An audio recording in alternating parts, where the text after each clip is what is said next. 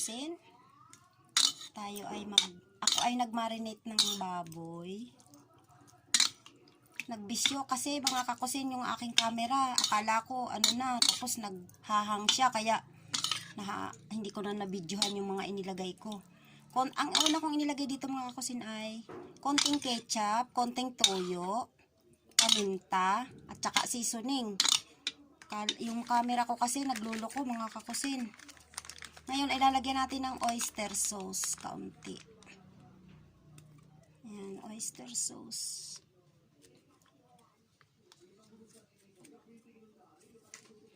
Tapos, kaunting asukal. Yan. Asukal. Yan, haluin natin mga kakusin. Nilagyan ko na yan ng toyo kanina dahil nagloko ang aking camera. Kaya hindi masyadong Kaya hindi ko na nakuha ng una pa lang. Ito ay ipiprito na natin mga kakusin. At lulutuin natin ulam sa tanghalian.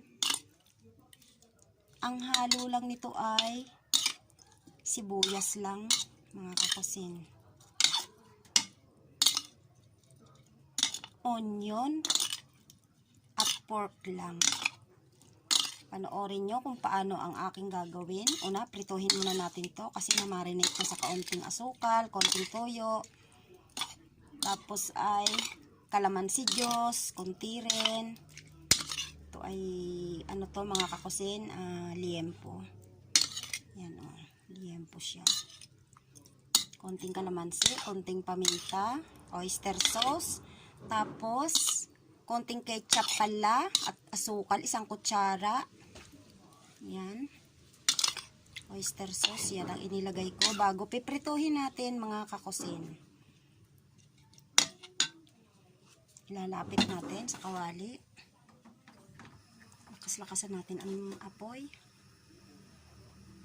Ganyan. Iprito natin ganyan bago natin lutuin sa mamaya. Pag siya ay nag-golden brown na, mga kakusin, siya ay na natin.